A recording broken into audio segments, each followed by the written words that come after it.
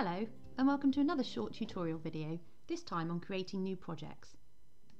Creating projects is a super user function by default, although custom roles can be created or existing ones amended to allow this to be done by any role your company chooses.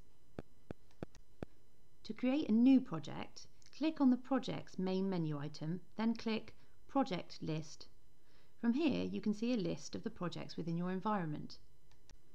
Click Create New Project from the top right of the screen.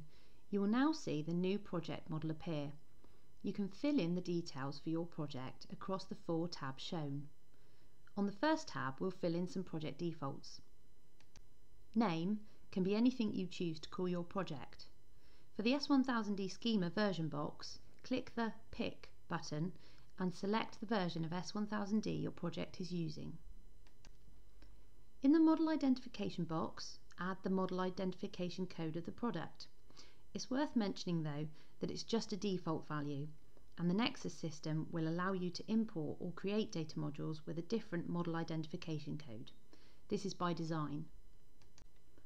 On the second tab, Originator and Partner, you can pick from pre-entered originator and RPC cage codes.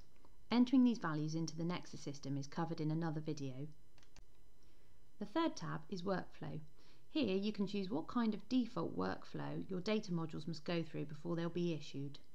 All roles from the system, including any custom roles you may have set up, are listed here.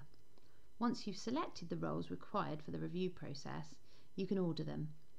This order is the order in which they'll be passed from one person to another or department to another during the review process. You can also select the checkbox here to tell the NeXuS system that a validation certificate must be uploaded to the system before the data module will be issued. For a basic workflow, however, you'll just need one role selected here, so we check Reviewer. Finally, the SNS tab. This is the default SNS the project will use to filter the data modules into the DMRL. The S1000D Air Vehicle Engines and Equipment SNS is included, but you can also create custom SNS structures and upload them. When all the values are entered on all tabs, click Save to create the project.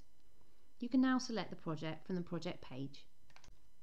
Once selected, we now need to assign users to the project and allocate roles. This will be covered in the next video.